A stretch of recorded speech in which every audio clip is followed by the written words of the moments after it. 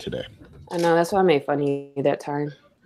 We are live and on air. Ooh, look at that muscle. NWAP business, get a little extra. Get a little extra right there. Niggas getting swollen this bitch. I tell you. Preview for the ones who watch the video. Niggas getting swollen this bitch. Drophead's already graduated to no shirt summer. Oh, I'm trying to tell you, it's going down. It's going down. I'm in that bit 4 days a week. I'm in that bit running miles every day. It's going down. I'm drinking smoothies in the morning and shit. Yeah. Like it's happening. Okay, it's happening. Listeners or viewers, watch the transformation. I ain't even introduced the goddamn show yet, but we might have to just open the bitch like that. You threw me off with the little tricep bicep combo. Yeah, I wasn't. Yeah, you weren't ready for that. I really wasn't. You was ready for that. Yeah, I know. Anyway, what's going on, everybody? NWAP season 4, episode 22, Negroes with a Podcast. I am your host and swole moderator, Smooth Order. Tuesday till 7th. Lextopia here.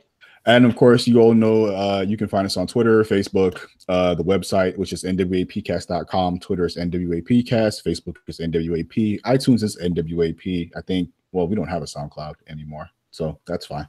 But yeah, just type in NWAP or NWAPcast in your Google browser, and it will get you everywhere that you want to be for us.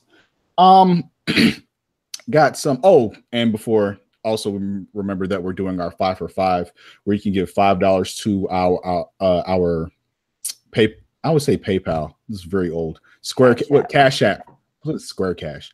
You give $5 to our Cash App or a 5-star review on iTunes. And if you're feeling generous, of course, you can give us both. And you're not limited to just giving us $5 on Cash App. You can give us whatever you want, but $5 is cool too. You can give us $1.25 for all I care. You can give us $2.15. We don't really care. We'll take it all. We'll take pennies in this bitch. Do we have people to thank?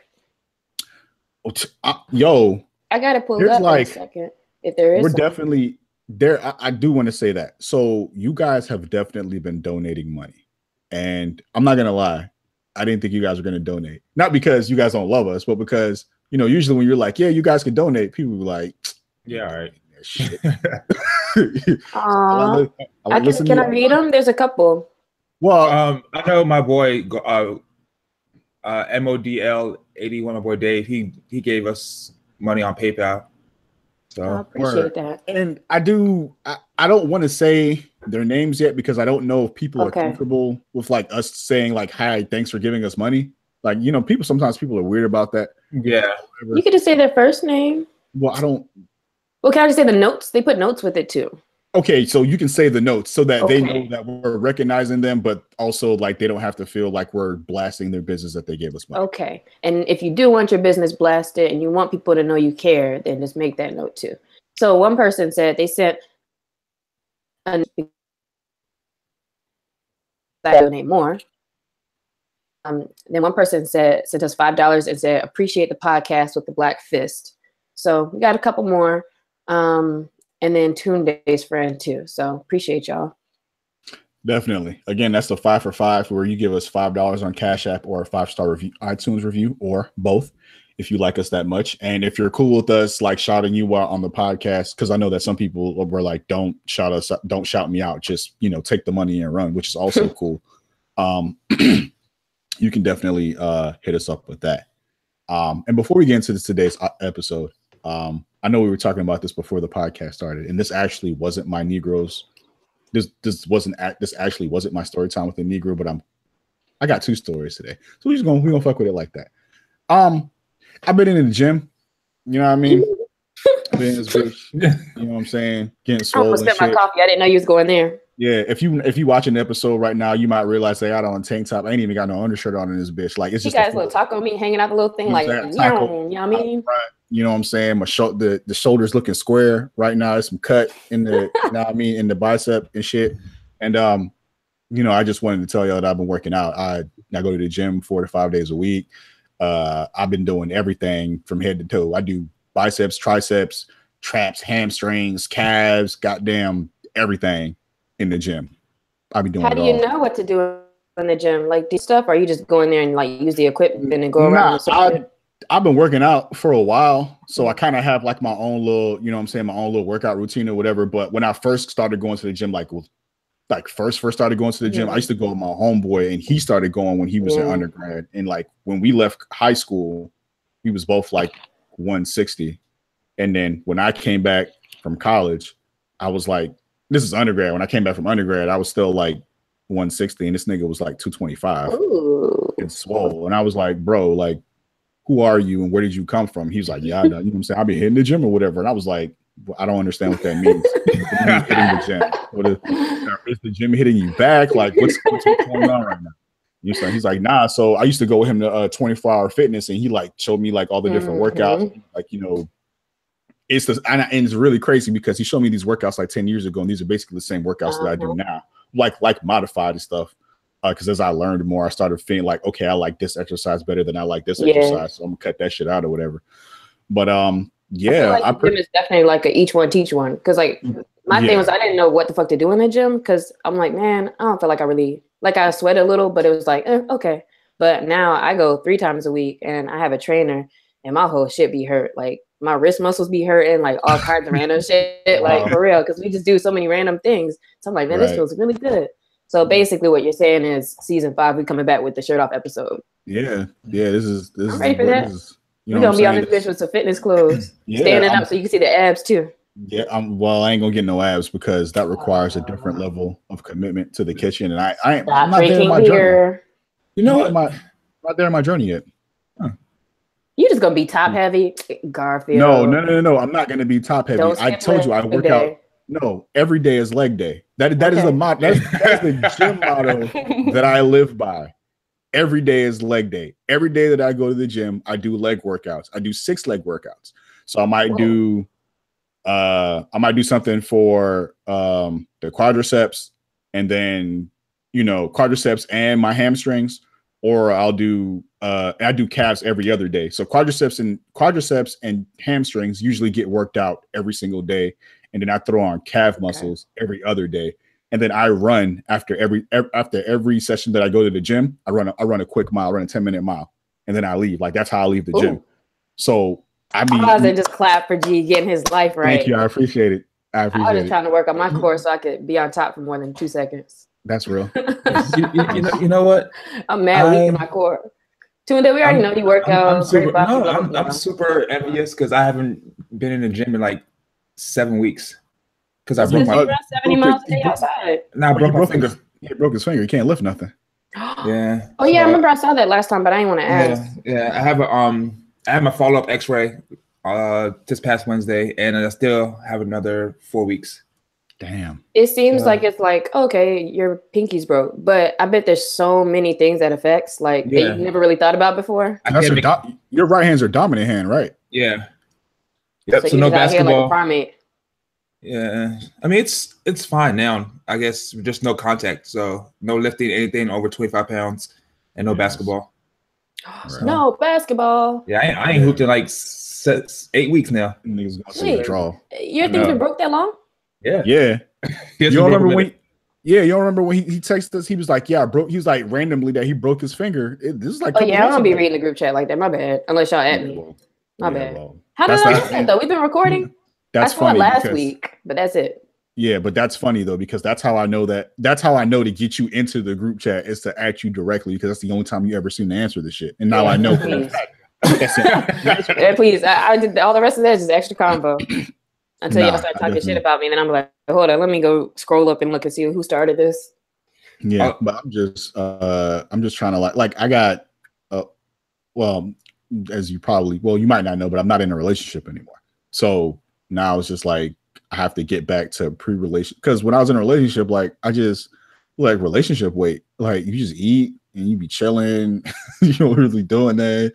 And, you know, like we used to work out together. We used to go to like this boot camp or whatever, but like she would go to the boot camp and then I stopped going because, you know, some other shit, nothing to do with her, but something to do with the boot camp stuff. And I started working out again in like the fitness center or whatever. And then I just went and I just got a gym membership. Cause at first I was like, I'm gonna start like I do this shit all the time. I'm like, yeah, I'm gonna start working out again. I'm gonna start working out, you know, 3-4 days a week, you know, whatever. Like first couple of weeks I'm cool. And then like the third week I might have to miss an extra day or something like that. and then like I might miss another day. Like the once you miss a couple of days and the pattern's off, you're like, man, fuck it. Right. So I have to build up the. I want to say I don't know if this is the right phrase. Commitment, not progress. Right. Well, that, but I also have to build up my reliance on going. I have to build up the routine. There you go. I have to build the routine of going to the gym, because the problem, like, I have to do the same thing every single day in order for it to become a habit. Mm-hmm. So every morning, I wake up every morning. Well, Monday through Friday, I wake up at either 8:15, 8:30, or 8:45, depending on how I'm feeling the night before. That's late. No, I don't go to work till 12. Oh, you boys! I have to get up at like 6 to go to the gym at 7, and then I still don't get started with work because then it's like wash your hair, do this, do that. Yeah, no, I ain't gotta do that. So no, I wake up at 8. If I wake up at 8:15, I'll let myself stay. I'll like wake myself up fully, and that might take about 20 minutes. I throw my gym clothes. I go right to the gym. You know what I'm saying? I do the same thing every single day. Wake up at some time at 8 o'clock in the morning.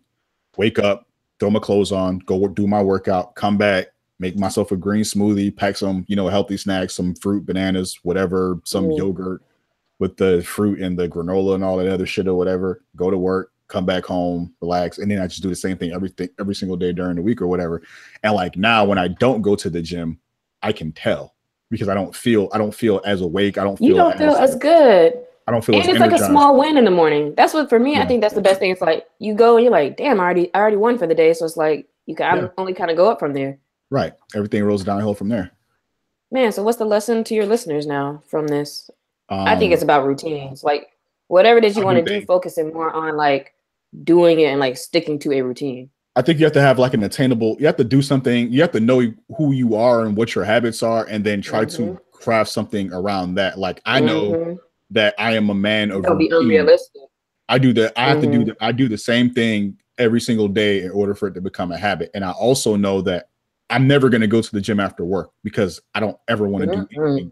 So I know that if I'm going to the gym, it has to be in the morning. And if it has to be in the morning, it has to be early enough in the morning where I'm not running up against my actual prep time to go to work, which is why I get up at 8:15 and not like 9:30 or some shit like that. Because I have to leave the house by 11:15 to go to work. So if I wake up at 8:15, I go do my workout. I might get home by like 9:30. Then I know that I could shower. You know what I'm saying? Like I don't have to rush through my workout to come home to get ready for work. Like I give myself plenty of time to do that. It's probably a good time too, because a lot of niggas got to be at work at like 8 and 9. So you're because really low key that earlier 6, 7, it'd be so much going on. Everybody's in that bitch. Yeah. Everybody's in that bitch. Tunde, we're sorry. You look very sad that you can't go to the gym right now. It's cool. It feels good when you start getting addicted to it. Like it finally started happening. I've been running a lot. Yeah, you have been running. I did his last day of the month. I'm doing 10 when we get off. So I'll be about 150 for the month. 150 miles? Yeah. Damn, nigga, it's like you can run across the country. Basically. Yo, Tunde actually had got me back into running too, because he did 100 miles in a month. Yeah. The 100 miles in a month challenge or whatever, and actually like completed it. I was like, oh, so I can run. I'm just lazy. Running's hard though. It takes like it is hard. 2 miles to get an automatic for me, I guess. Speaking of running, I want to put this out here to the audience. I'm calling it for next year. Like so, right now, currently, there's this thing called the Speed Project, and it's where this company or organization they invite 40 teams to run this race. It's kind of like the race.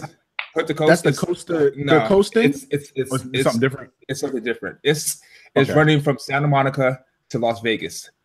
Oh, you tripping, big fella. 340 miles. For what? Why not?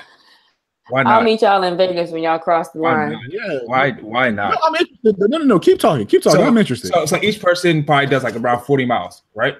Over that's not crazy. Yeah. So you, like it's cool because especially if you're with people that you like are really fuck with, like you get an RV, you have like a lot of these teams are sponsored. A lot of teams are sponsored by like Under Armour or Nike, and they give them like all like the shit that they need, the food, the recovery. Like you all seen those things we put your legs in, the hyperbaric type things. Yeah. Yeah, they give them all those things that you can recover, and you have a really big RV and just cheer each other on, and I think it's really cool. So I want to do it next year.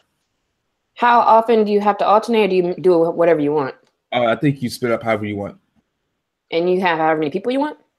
I think so. You gotta have like. No, I think it's a cap. I think it's a cap. Only a certain number of people. I feel like there has to be a cap because I mean, you just get 140 people to just run them out. Yeah. 320. No, we should have a team NWAP.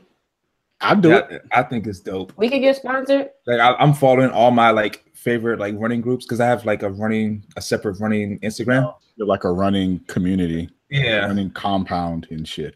Yeah. So I'm following like all the live whatever, the live broadcast, and it's so dope to me.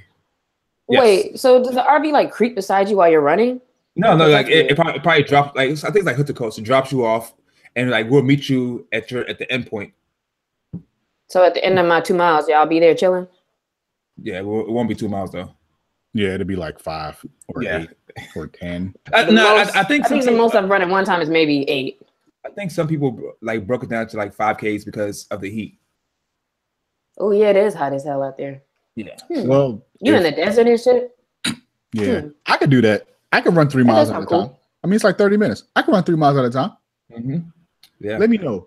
Especially knowing you're about to hop back in the shit and be like chilling, and then it's like, okay, let me know. That's not bad. I know that shit gonna be stank when it's over, but let me know. Real stank in there. RV gotta have hella air freshness. I mean, the RV has a shower, right? I mean, why would you shower just to go run again?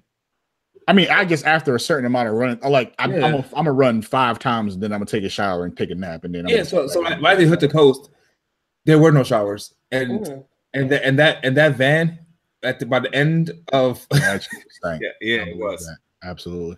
Yeah, let me know. Keep me abreast. All right. Yeah, I'm definitely gonna try to like make it happen next year. We're gonna make our listeners apply to be on the team. Like, send us a video. Send us your running time. Hey. Low key, we can make a contest. I know some of y'all be running. There you go. See. Get flown to Santa Monica and hop in the RV. I'm with it. Maybe. All right. So we try to start with something light and heavy. Light and not heavy, because the rest of this episode is some ridiculous type shit. The most ridiculous. Well, I can't even say the most ridiculous thing that happened this week. Right. Something new happens every week, but earlier this week, Fabolous, the ghetto FABOLOUS, aka Funeral Fab, aka Loso, in case you ain't know so, aka the best who ever twitted, that is self-proclaimed, was in the news for all of the wrong reasons this week.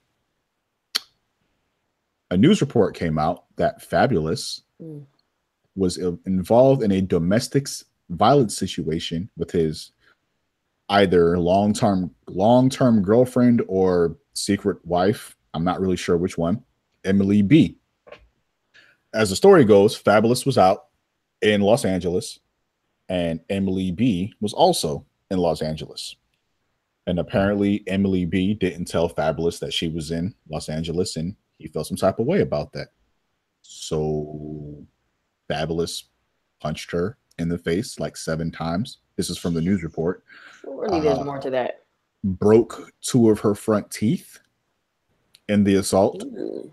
And Emily B actually called her father and her brother and told them to hide the guns that they have in the house, because, you know, she was afraid that Fab was going to do something super crazy. And then when they got back to the house or whatever, her pops and her brother was there, and, you know, they had all gotten to an altercation or whatever. And Fab allegedly like walked upstairs to where the guns were supposed to be, and then there weren't no guns up there or whatever. But he said, according to Emily B, that he got a bullet for every one of them being Emily B, Fab, and her. Everyone being Emily B, her brother, and her father. And just this morning, it's a Saturday morning, there was a video that came out. Tunde, you said you saw the video, right? Yeah. So basically, it's someone from inside the house recording, and it's Fabolous. So in my mind, I was like, oh, how the hell can this happen?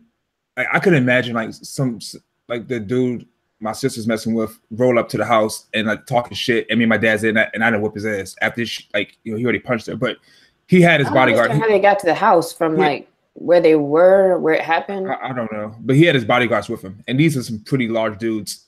So, you can see one of the bodyguards holding Fabolous back, and then next day another bodyguard was like in front of her dad, and he kept calling Fabolous a coward. He's like, that's my daughter. You're a fucking coward. And then Fabolous was like, basically, like, get off me to the bodyguard, and like kind of brushed him away. And then you can see Emily B like kind of running. You can see like the genuine fear, like of her like kind of running away, because now the bodyguard is not between, Fabolous and her. So I mean, I believe everything in the reports, but like even before the video, I don't know.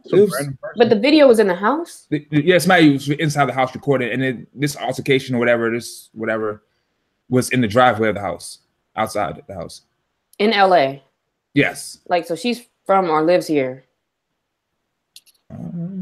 Listen, I don't even know who Emily B is, to be honest, but that's not one of the moms of his kid. That is. No, it is. Okay. I guess I'm missing a lot of information because I don't. Well, I mean, understand what has to happen for you to punch somebody 7 times. I don't need, to be honest. I don't need the information. Fabolous is a piece of shit to me now. Yeah, you can't. But that was seen, like there was people around and they were out somewhere. I don't know. I don't know where he was when he punched her. I know that I know she went to the police because she reported it to the police, and that's definitely something you can see. Look at her and see, like, something really happened. She's missing 2 teeth. Yeah, but then they said, he went to court and he didn't get like charged with anything. He just got like a ticket. I thought he bonded out. Yeah, I'm saying, but like they charged him with something light. Like they just let the nigga go with a ticket. And that just happened, or this is something from the past that got brought back up? Just happened. Like for people who don't know, Lex ain't on social media right now, so everything is like brand new news. That's crazy. Yeah, like this, I'm saying this just happened. Like I think the news broke out like yesterday. Today's Saturday, so the news broke out yesterday, and then the video came out this morning. Yeah, that's wild.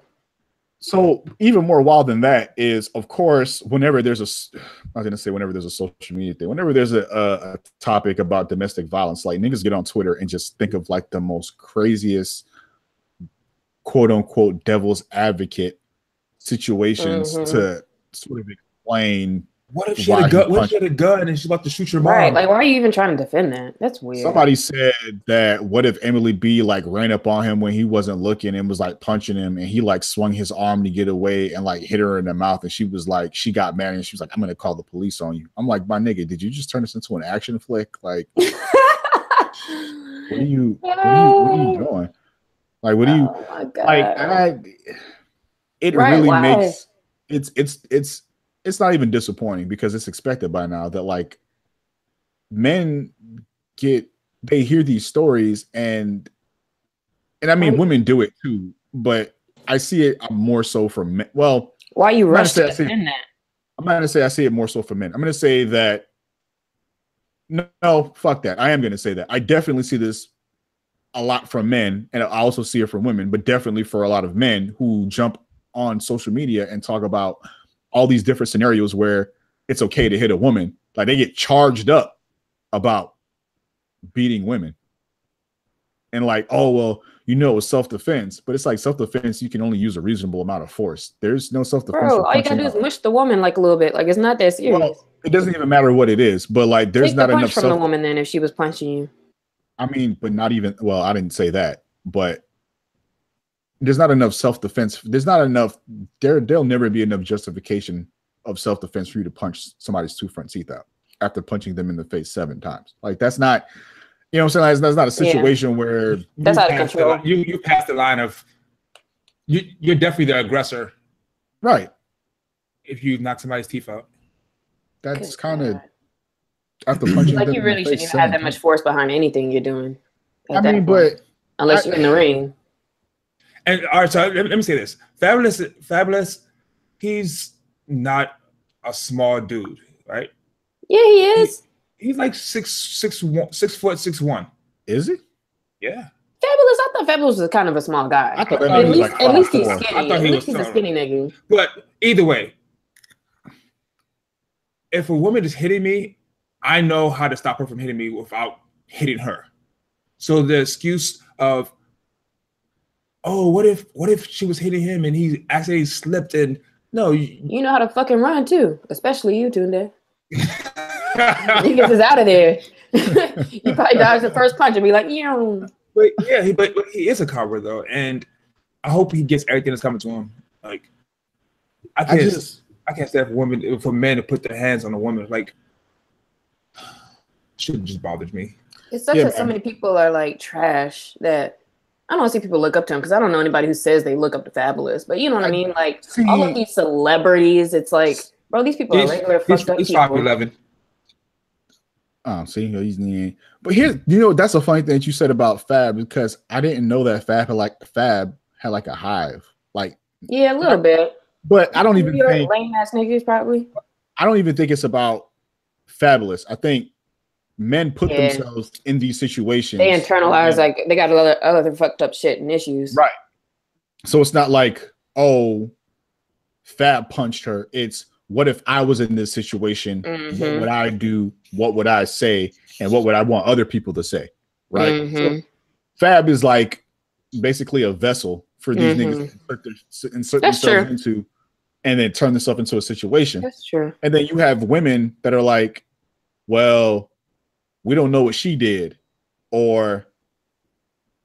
And isn't that what all of this is? Anything that happens with social media, it's just everybody inserting themselves and their own issues into the fucking situation. Yeah, that's why it's like the greatest and worst thing in the world, because these people people need psychologists. And I mean, I just Space again. A few people got on there since we talked about that. I'm about to get on there, motherfucker. It's cool. I think I might send you a promo code or something. It's like $50 a month, dog. A month? It's not great, boy. I'll text Jacqueline Smith right now and be like, "What's up, nigga?" She be like, "Hey." Like she be mad cool. Might have to hook that up.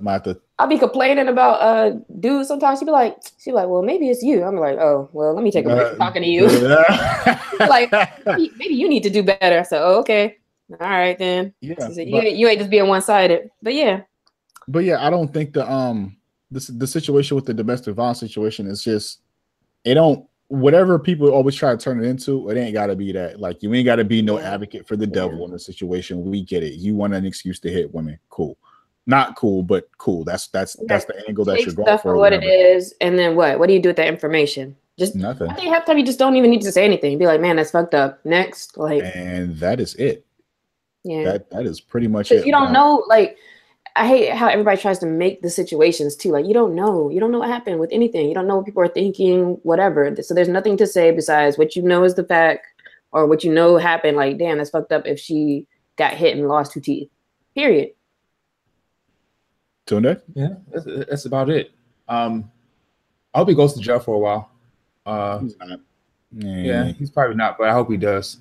The least he could do is drop some better lyrics. Stop it. Bro, when they make fun of his lyrics on Twitter, them shits be better than his. I'd be like, ooh, that would have been fire. They like Fabolous raps like. Oh man, you got problems. Anytime it's a trending topic on Twitter, they'd be like, ooh, Fabolous would have said. That, you know what? That is true. That is very true. And niggas be rapping on Twitter, yo. We be having mad talent on there. Yeah. You know what else? You know what Twitter has a really good talent for is finding old shit that you used to talk about and bringing that shit up when it is maybe not the best time to do that. And that's how we're moving on to the Stephon Clark situation. Is it Stephon or Stephen or Steven, or I feel like it's Stephon. I think it's Stephon. Yeah, I'll go with Stephon. So if you don't know who Stephon Clark is the latest black male to be gunned down by the police. Stephon Clark was 20 years old, was in the backyard of his house. And the police said that he pointed a gun toward them because that's in the how to shoot a nigga without and get away with it manual. That he showed a gun toward them and they shot him. They fired 20 shots. He got hit 8 times. And they killed him in his backyard. And they didn't find a gun, naturally. All they found was a phone, of course. The body cams went silent. Don't nobody know what happened. They ain't no recording, nothing. going on. But then, and I'm pretty sure this was a Russian bot account, by the way. On social media, on Twitter, this account was pulling up old tweets of Stephon Clark and Stephon Clark's tweets about Black women. And the account, which again, I'm sure is a Russian bot account, was telling Black women that they don't need to march for somebody like Stephon Clark, who held some very, very negative and negative views of Black women, and said some very, very disgusting things about Black women on social media. So people were discussing whether, like, what does that mean in the grand scheme of how do you feel about Stephon Clark? So per usual, I feel like people were complaining more about what they thought was going to be the reaction as opposed to what was the reaction. So a lot of people thought the reaction for Black women was going to be, well, fuck that nigga. He not down for us, so we not down for him, blah, blah, whatever. But a lot of the women that I actually saw tweeting about it were like, his attitude toward Black women doesn't mean that he deserved to die. It kind of felt like people were conflating the two.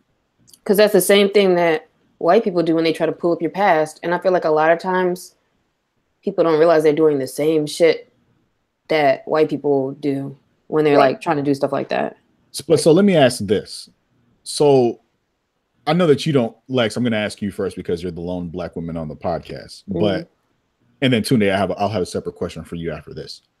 How do you feel about if a situation like Stephon Clark, where, you're marching and you're marching against police brutality and you're donating to the GoFundMe, if you were donating to the GoFundMe for his family and that kind of thing, and then you see these tweets, like, what would that do for you as a person? I would be disappointed to see that he thought that way, but he's still a human being. And the bigger picture is that the police need to be held responsible and accountable for taking the full ass life of somebody because they're scared of Black people or don't like Black people. So to me, that registers as nothing in the big scheme of like what the problem is. Like, that doesn't mean he dies. That means, like everybody else, well, not everybody, but like most people, there's room to grow in, who you are as a person and to see more and learn more to become a better person. But that doesn't mean, oh, well, I shouldn't support you that you got killed, because that's definitely not the bigger picture.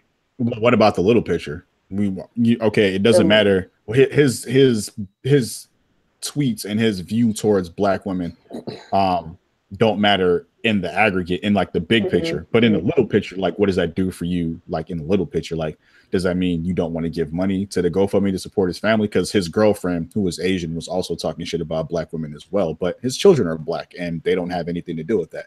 So like, how do you try to sort of navigate that situation?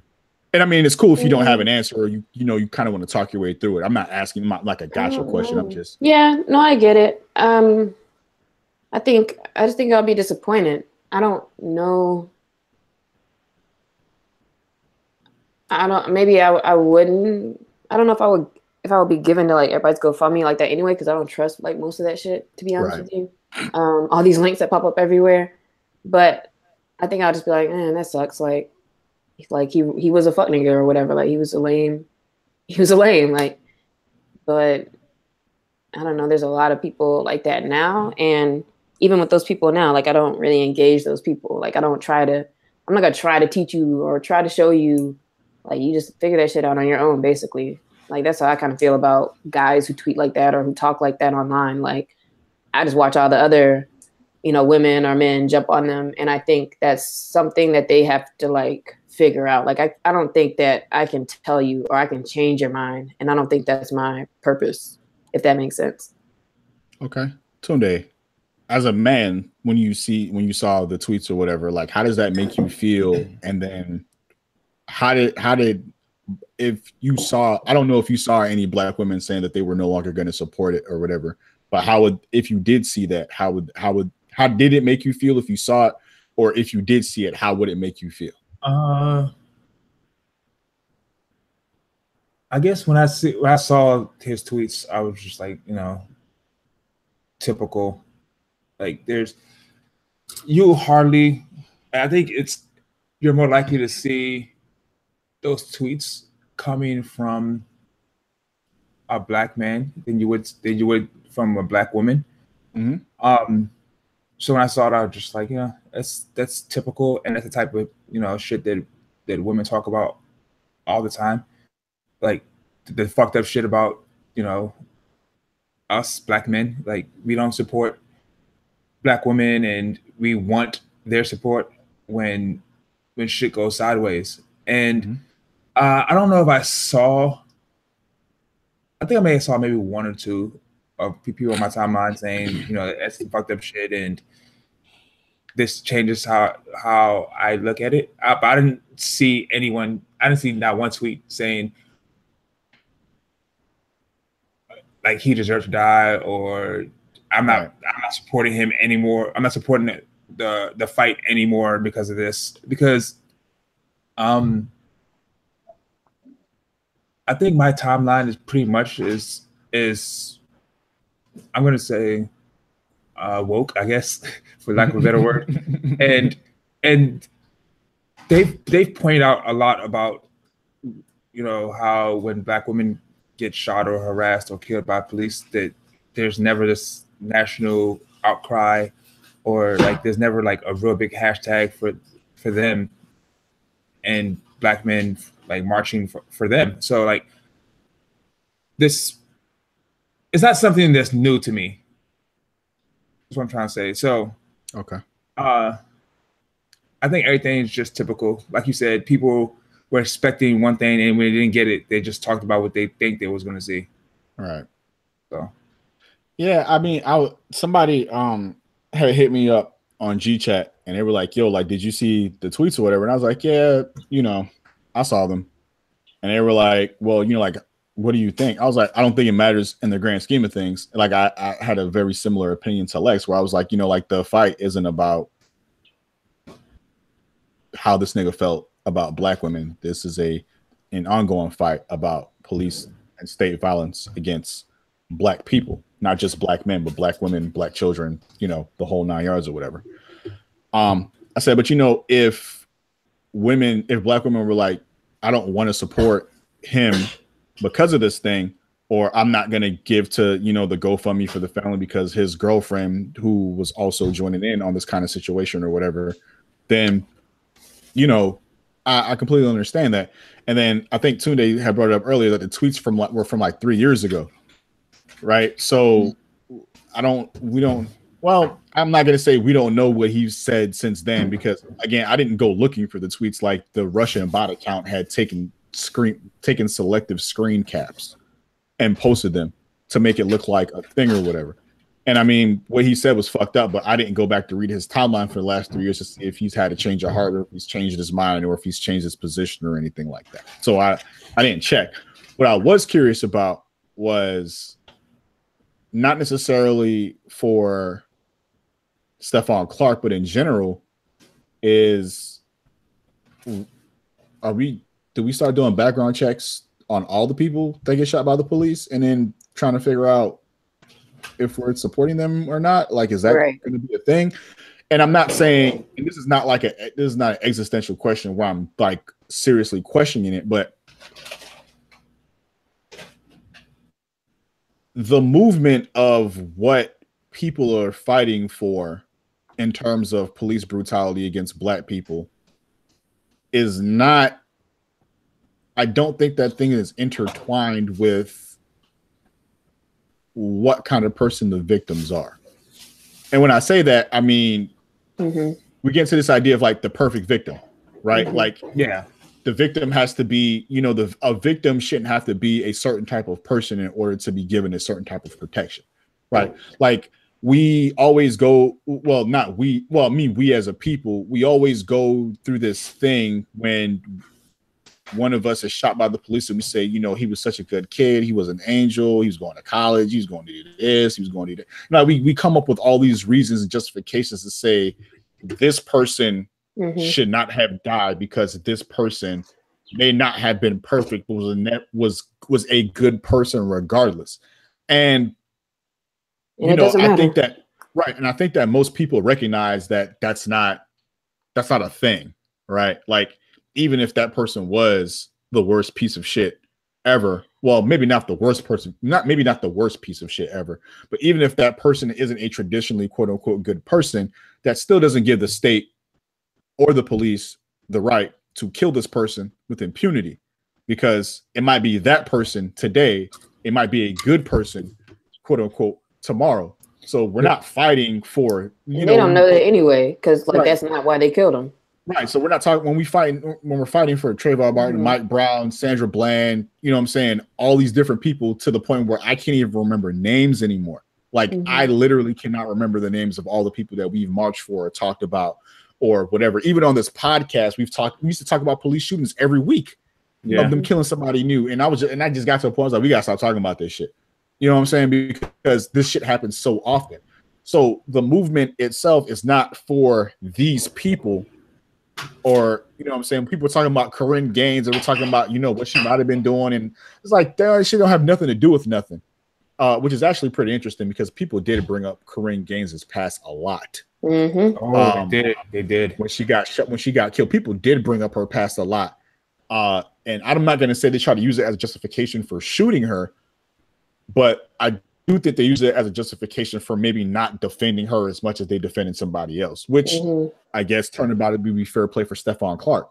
But like, it's not about the individual victims. It's about the overall movement of getting the police to stop killing unarmed. I think that's a trap that we fall into, because it's like us reacting to the fact that we know and that they do every time try to pull up all these bad things or what they might have done and stuff like that. Like, we know that's their strategy. So I think it's like we fall into this reactive strategy where, well, they did this good thing and they're this great person. And look at Trayvon at the NASA, is that how you say it? Yeah. NASA, like, space camp in the summer, and he's a good kid.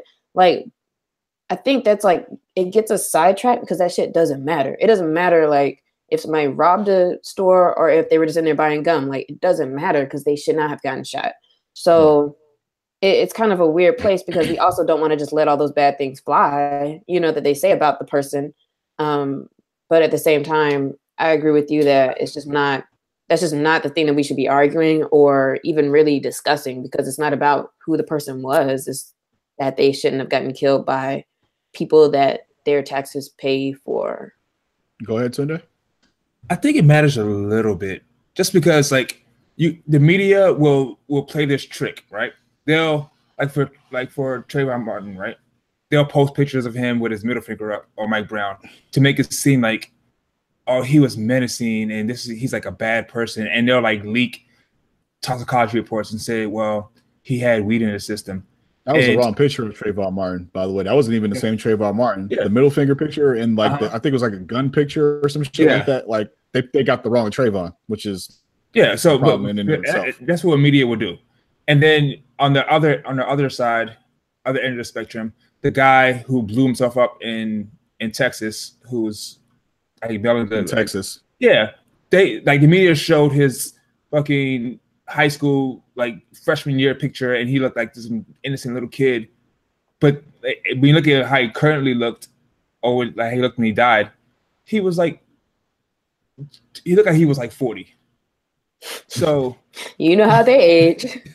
so like I think that when like Trayvon Martin's parents want to put out a picture of him in his NASA uniform, like at the space camp, I think it's just it's to combat like the negative portrayal that, like, if my family died. Same thing though, because I'm not saying that it's that we shouldn't. I'm just saying that it sucks that we have to.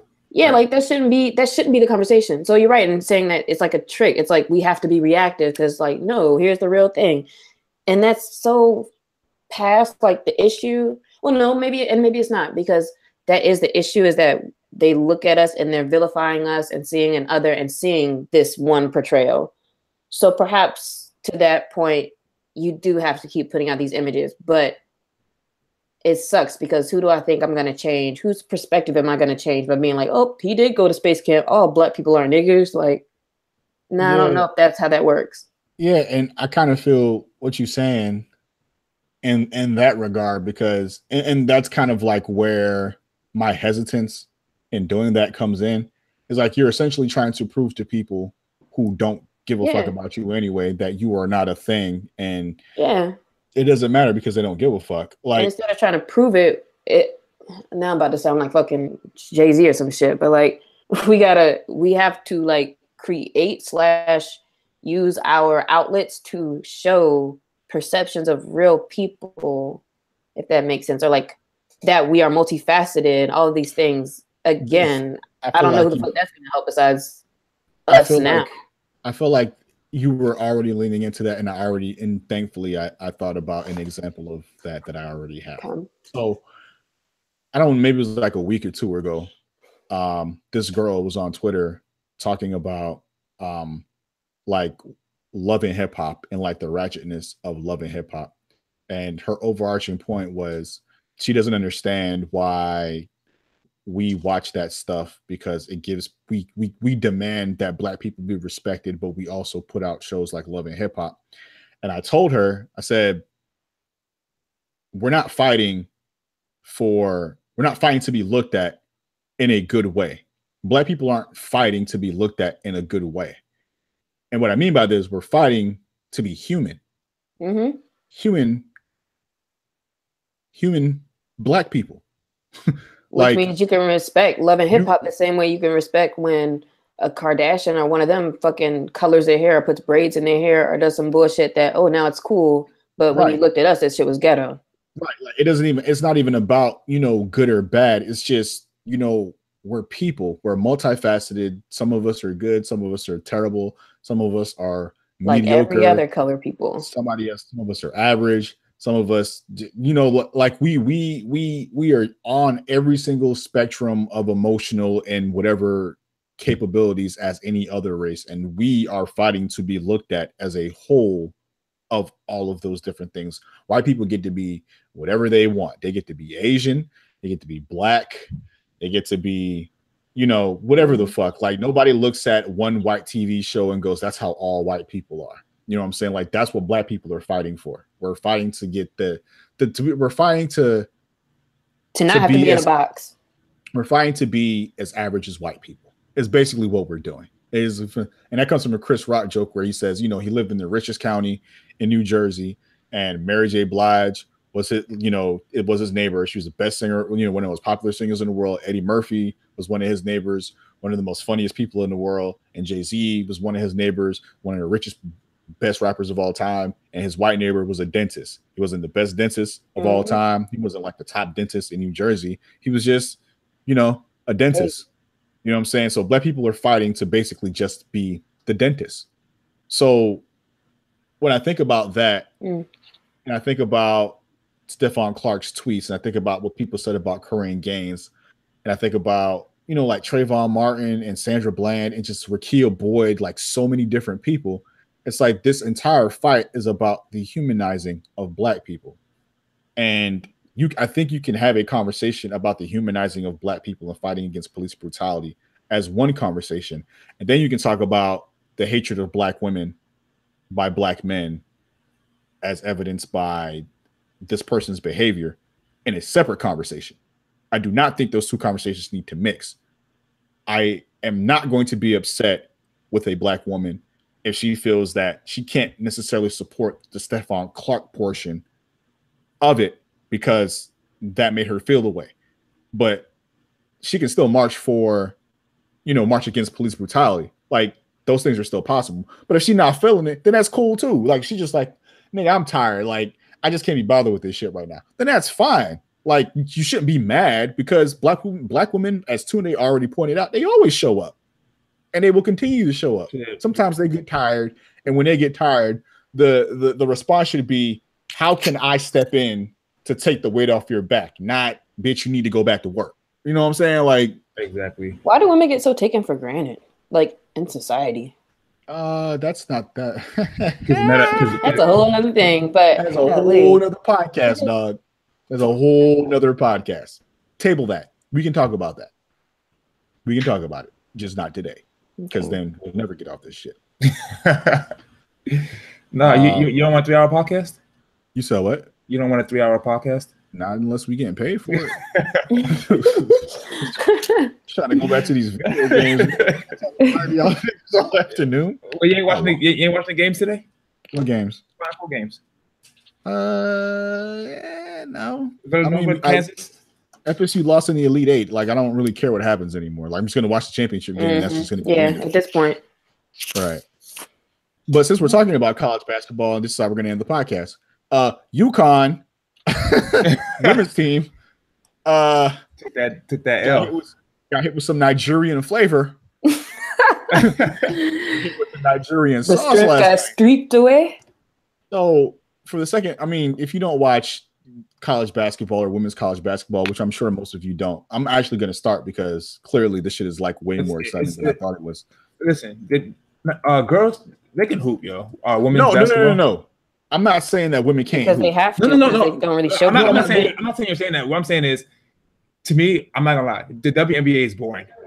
It's boring as fuck to me. But women's college basketball is like it's lit. No, it is.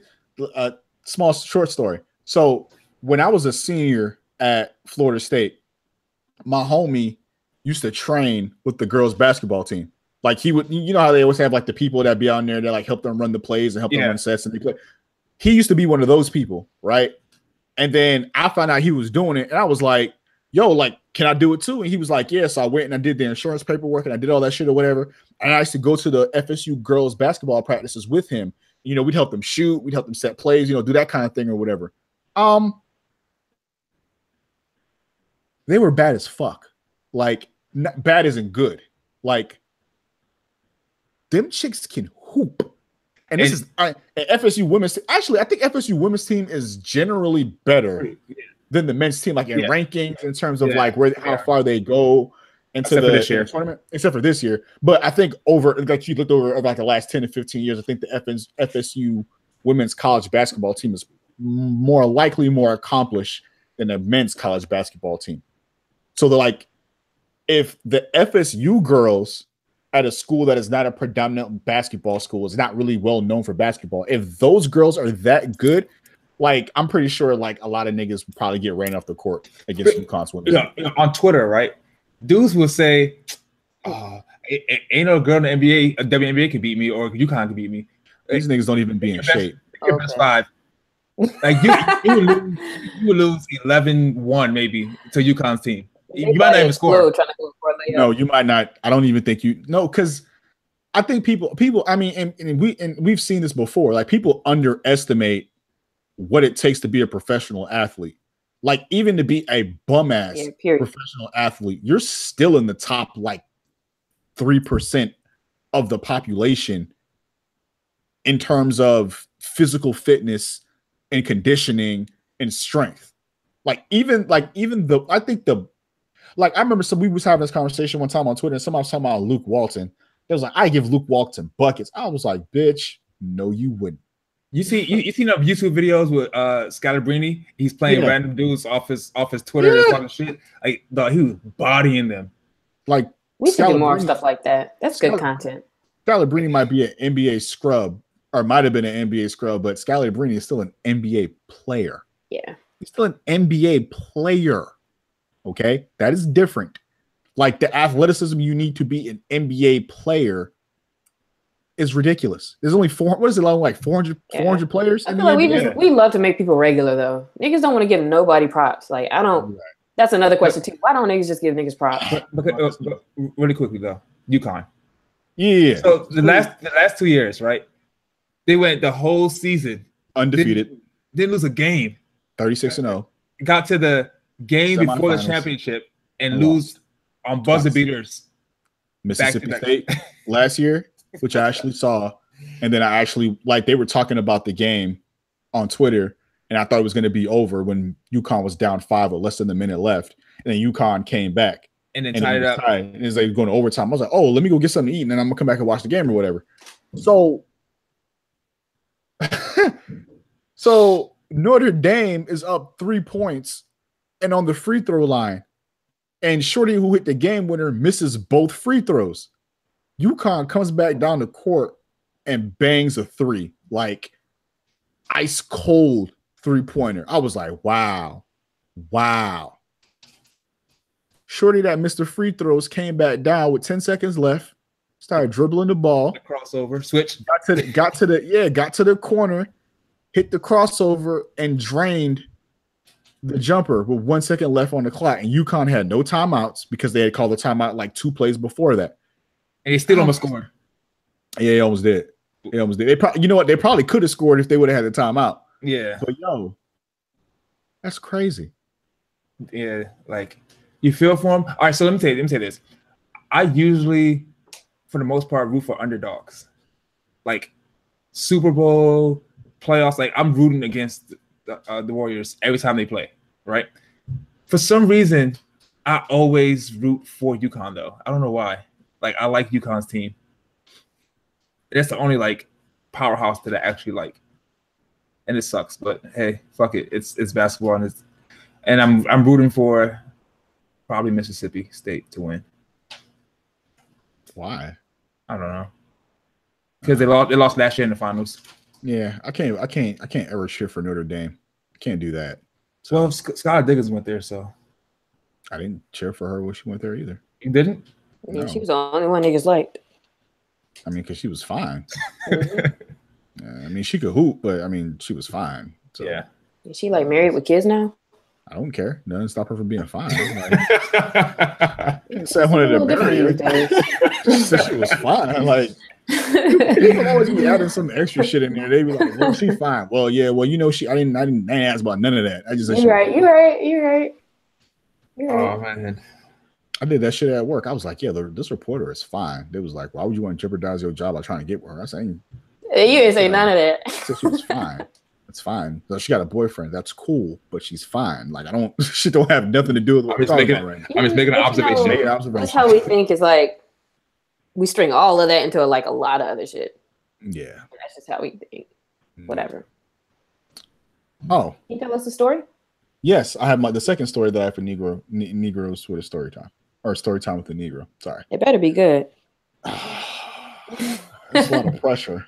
It's a lot of pressure. So I'm moving at the end of the year, moving into my own apartment, right? End of the year? Isn't it March right now? Yeah, moving at the end of the year because I'm saving money to this is part of the story. Gotcha. I am currently saving money so that I can move into my own apartment at the end of the year, right? This is the first time I've ever lived by myself ever actually. Like all throughout my 20s, I had roommates. In the latter part of my 20s, I lived with my ex-girlfriend. Now I have to live by myself.